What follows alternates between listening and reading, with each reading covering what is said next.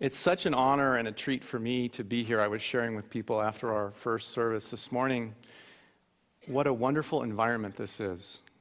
What a profound sense of community that you have here. And for a speaker, it's just ideal. If you can imagine me sitting here waiting to go on and just have the room just open up and to have the time of silence and to have the beautiful music and to have the wonderful introduction, it's an ideal scenario for me. So I really appreciate the opportunity to be here with you. And I want to start this morning by having you consider a word. And the word is mastery. Mastery. What would it be like to live a life of true mastery? And I would invite you to consider an area of your own life where you've already achieved mastery. Some area of your life, some skill, some role you play, where results just flow easily and effortlessly. We all have one. We all have many. For most men, it's driving.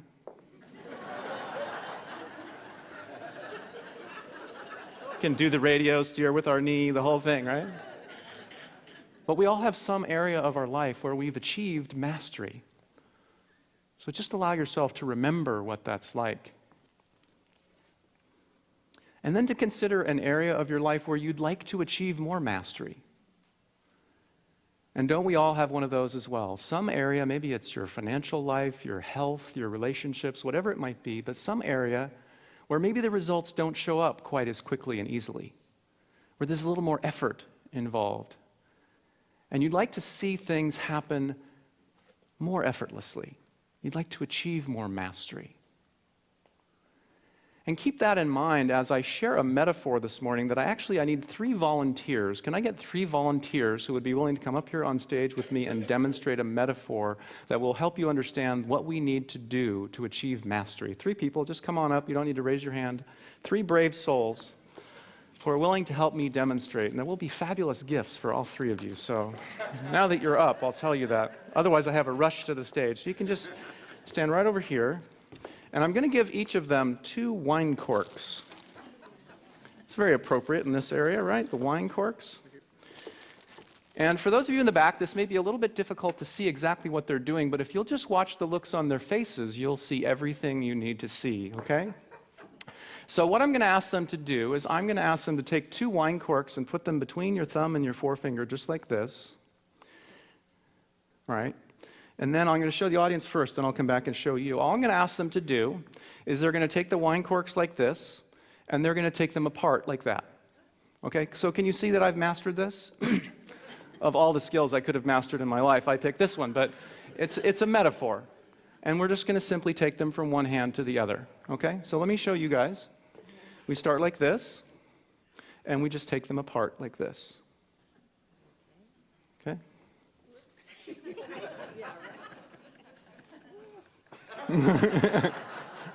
The cameras are on now. There we go. Okay, so we start like this. Yeah, see, this is... We start like this. And then we take them apart like this. Okay?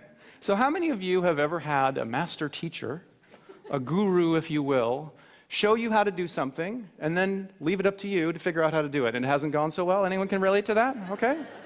Okay? So, how do you feel right now? What word would describe? No, I cheated. You cheated, okay. How does it feel to be, because this is a familiar place, right? This happens to us, where it looks easy, but then we try it ourselves, and maybe it's not quite as easy, and how does that feel? It's frustrating. Frustrating, okay? Awkward, uncomfortable, frustrating. Okay, so let's hear it for our volunteers for being willing to come up here. And we're not going to leave them hanging, because we want to fulfill the metaphor. So what do you need from me in order to take your next step towards mastery? Show us how you did it. Show us how. Maybe a little bit better instruction, right? And again, can we relate? Okay? So I'm going to show you exactly how this works. I'm going to give you better instruction. So again, we start like this. You're going to take your thumb from one hand and put it on the palm side of the cork. The palm, the side that faces your palm, right? And then bring your other thumb around so it's also on the palm side. That's not the palm side. Go to the palm side. That's right. There you go. Now you got it. Come around, so this thumb is on the palm side there. Perfect. Now, once you get both thumbs there, just reach around and grab the other side of the corks. And they come right apart. See that look? Okay, yes. So did you get it? Okay. Okay, so the metaphor continues. Have you ever been in a situation where maybe someone else got it a little sooner than you do? And then, but seriously, that's what happens, right? So here's a thumb on the palm side. This thumb also on the palm side. Other way. This thumb on the palm side there. There you go. Now just reach down with that finger, reach up with that finger, and they come right apart. Ah. Did you get it? Beautiful. All right. So have they mastered this? Not so much, right? Okay. But have they done it successfully? Have they taken the next step towards mastery? Absolutely, right? So what I teach with this metaphor is that there are 4 things we need to be willing to do in order to achieve mastery in any area of our life. And our brave volunteers have already demonstrated 3 of them. The first thing is we need to be willing to try something new. I asked for volunteers, right? So everyone had a conversation going on. Some said yes, some said no, but 3 people were willing to come up and try something new. So they've had this experience. And in order to create mastery in some new area of our life, we need to be willing to try something new. Second thing is we need to be willing to ask for help. Could they have figured this out on their own? Eventually. With lights shining on them and their friends looking at them and everyone's, they're looking at it. Did you notice they each did that little thing where they looked to one side and looked to the other to see if they're the only one who couldn't figure it out? Right? But was it easier with help? Absolutely. So we can get there quicker and easier by be willing to ask for help. The third piece is be willing to be uncomfortable. Did I make you a little uncomfortable? Okay. But again, it's a metaphor. Is it a little uncomfortable when we step out into a new relationship, when we step into a new realm in our profession to be able to earn more money, when we step into a new health plan, whatever it is? It's a little uncomfortable, right? And we need to be willing to be uncomfortable in order to get to mastery. Now, here's another question for you. Why is it so easy for me? I've done it a couple of times. Yes, thank you. Sometimes people say, you must drink a lot of wine. But you'll notice these are not used corks. These are actually business corks. You've all heard of business cards? These are business corks. They actually have my book title and my 800 number on my website printed right on the corks. Ah, who knew, right? Now you're wishing you volunteered, aren't you? Yeah. In this neighborhood. Right in this neighborhood. So you're right. The reason why it's so easy for me is practice, practice, practice. I've done this, I don't know how many hundreds of thousands of times, sharing this metaphor with people. And the fourth thing that we need to be willing to do is to practice, practice, practice in order to get to that state of mastery. So I want to thank each of our volunteers for coming up. I also want to give them a signed copy of my book. Actually, I'm going to give you a copy of my book. I was sitting up here in front realizing I am not sure if it's signed or not, but if it isn't signed, I will sign it. It is signed. Okay, good. So let's hear it for our volunteers again. Thank you very much for being willing. Thank you. Thank you. Yes, absolutely. He says, can I keep the corks? Absolutely. So of those four things that I talk about that we need to be willing to do in order to achieve mastery in any area of our life, I believe number 3, the willingness to be uncomfortable, is the one that gets people stuck more than any other.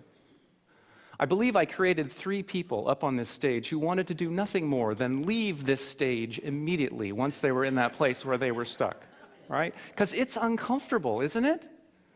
January 1st, New Year's resolutions. We're going to lose that weight. We go to the gym. It looks easy for everyone else, but for us, it's awkward. It's uncomfortable. And we want to just run away. So that piece about being willing to be uncomfortable is so important. How many of you have heard the term comfort zone? Someone has said to you, you need to get out of your comfort zone. You need to expand your comfort zone. But what is that? Like, what does that really mean? Do we really understand what a comfort zone is? Do we really understand what we need to do in order to expand our comfort zone, in order to get out of our comfort zone? So I'd like you to consider this morning exactly what a comfort zone is. And in knowing what a comfort zone is, you'll be more willing and able to get out of that comfort zone, to expand into those new areas. So a comfort zone occurs when your beliefs about who you really are, your I am beliefs, match the results that are showing up in your life. So if you believe that you are a $30,000 a year salesperson and you're earning $30,000 a year, despite the fact that you might want to be earning $100,000 a year, you are comfortable. It's familiar. And your mind will try and keep you right there where it's comfortable, where it's safe, where it's familiar. If you believe that you're overweight, out of shape, and don't have time to exercise, and you look in the mirror each morning and what you see is overweight and out of shape and don't have time to exercise, even though that's not the results you want, you are in balance. You are in a comfort zone. And even if you go out and you start exercising, you start eating better, if you start seeing results, you look better, you feel better, you will be very uncomfortable on some level because it will take you out of your comfort zone. Does that make sense? So we teach people, in order to create a new comfort zone, in order to get out of your comfort zone, the place to start is with your I am beliefs. Because if you create those new results without changing your beliefs, you will struggle. There will be effort, hard work, willpower, not the experience that we really want to be having. My work is really all about helping people create the results they want, but also the experience that they want to be having. So we start with those I am beliefs. Now, here's another thing about this, though. How many of you talk to yourselves? By show of hands, how many of you talk to yourselves? My mentor, Jack Canfield, said in an audience this size, there's always 3 or 4 people who are saying, talk to myself? Do I talk to myself? I don't think I talk to myself. But the fact is, we all talk to ourselves, right? So with this comfort zone idea, if I say that you should create a new I am belief, let's say it's in the area of health, you're going to make a declaration, I am healthy and fit. And you're going to look in the mirror and that voice in your mind is going to say what? It's going to say what my 14-year-old daughter's been saying since she was about 8. Yeah, right. She's very cute. She's not like that all the time, but that's what the voice says, right? And keep in mind, all it's trying to do is keep me comfortable, keep me familiar, keep me safe. It's dangerous out there, but it's not dangerous out there. Going out and exercising and eating better and feeling better is a great thing. It doesn't match our current belief about who we are. So what we work with people to do is make that declaration, stick with it, really anchor it in, really get clear about it. And in the process of doing that, do you think you might start thinking differently? Do you think you might get some ideas about how to get healthier? And it's those ideas and those thoughts that lead to the actions we take and the results we get. And what's fundamentally different about starting with the I am beliefs is if we go from overweight and out of shape and we say, no, I am healthy and fit. We're out of balance, we're uncomfortable, but we stick with it. We think differently, we act differently, and eventually those results come up to match that new I am belief, and we've created a new comfort zone. A comfort zone based on what you want instead of what you don't want. And this I am work is really, to me, where my work connects with a community like this. Because isn't this community all about our thoughts, our beliefs, and creating the results we want in our lives here first and then out in the real world? So these I am beliefs are where it connects back to this manifesting work that I do. This is actually the partner journal that goes with the book. I gave away all my books up here. But the partner journal was created as a way for people to implement my work. I'm very passionate about this work not becoming what's called shelf help. Have you all heard of shelf help? This is when people buy the book and they put it on the shelf, but nothing ever happens with it, right? And I'm really passionate about people implementing what I teach, putting it into action. I would love it if each one of you here today was able to take at least one thing that I share with you and put it into action before the end of the day today. Then I would know that traveling here from San Diego, sharing with you today, was so worthwhile. So this manifesting work, which starts with the book, and I encourage people to implement it with the journal, the work that we're going to be going into more depth on in the workshop this afternoon at 2 o'clock, it starts with this question, who am I? It starts with getting clear about who we really are. Stephen Covey, who just passed away a few weeks ago, who was another mentor of mine, wrote a book called The 7 Habits of Highly Effective People. And he taught a concept called don't climb the ladder of success only to find that it's leaning against the wrong wall. And when we spend time to get really clear about who we are, what's most important to us, the contribution that we're here to make, and then we set our goals, we set our intentions, and we get into action from there, it's a profoundly different experience. So this 5-step manifesting approach, I'll just give you a quick overview now of how it works. All of my coaching and training and speaking is really based on this. It starts with the question, who am I? And then goes to setting intentions. The second question of the journaling approach is, what am I intending to attract? The third question is, how will I feel? How will I feel? And this, much like the issue of being uncomfortable, is a really easy place for people to get stuck. In my work with Jack, we would teach people about visualization and affirmation.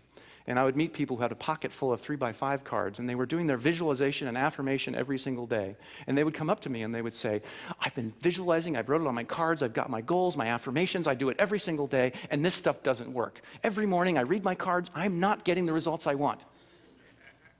And I'm thinking, what kind of feeling and emotional experience is this person having? And I believe that what I was getting was anger, stress, anxiety, frustration. And I believe they're sending a message to the universe that says, please send me more anger, stress, frustration, angst. Because it's the feeling and emotion that really communicates our desires. It's really what attracts to us those magical results that can show up.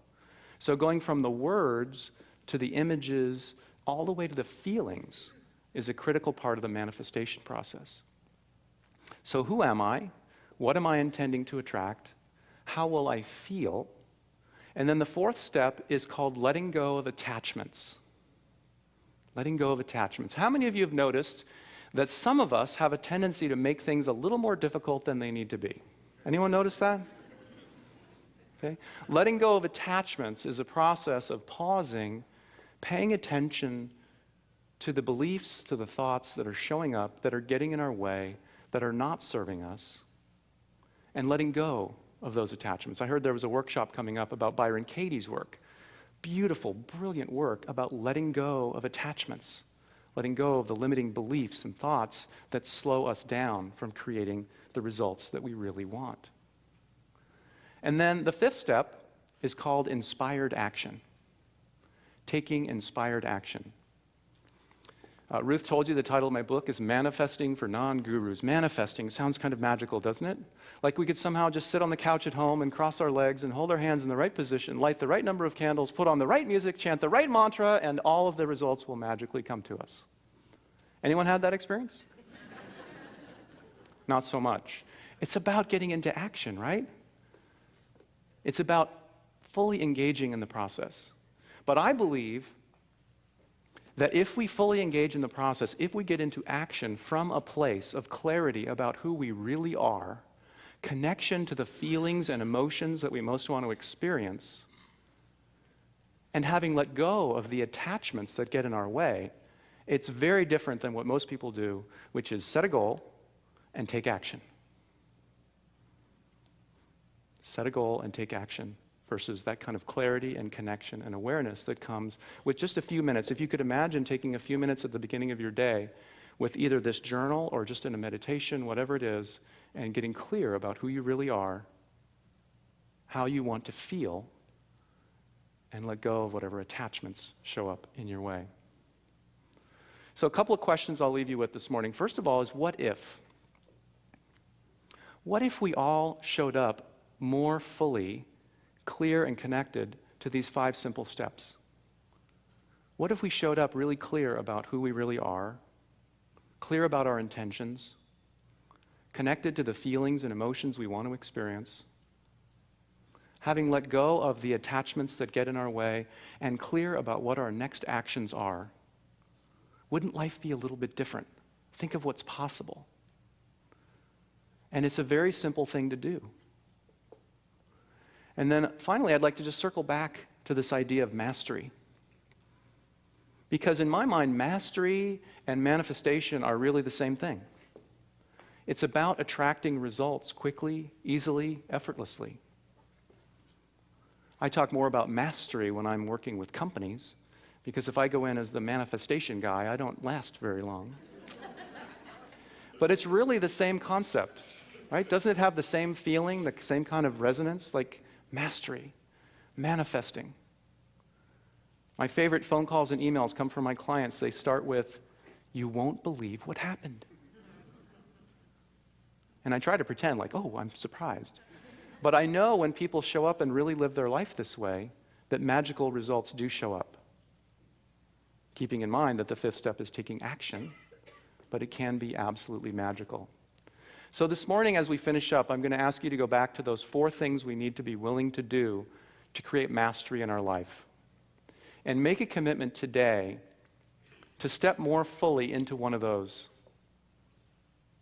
needs, one of those requirements. And just ask yourself in this moment, is it step number 1, which is being willing to try something new? Would that be the one for you? Would it be being willing to ask for help?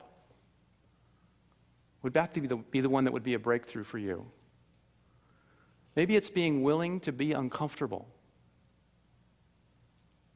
Or maybe it's just practice, practice, practice, getting out there, taking more action, being more fully engaged in the process. But again, I hope you'll leave here today with a commitment to take at least one of those steps, step more fully into one of those areas, and create more of the not only results, but the experience that you want to be having. Thank you so much for the opportunity to be with you today. I'm going to turn it back over to Ruth.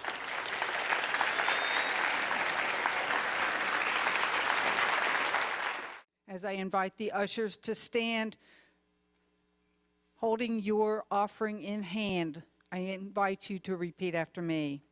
I bless this gift. I send it forth to heal and to prosper. It does good work in the world and blesses creation.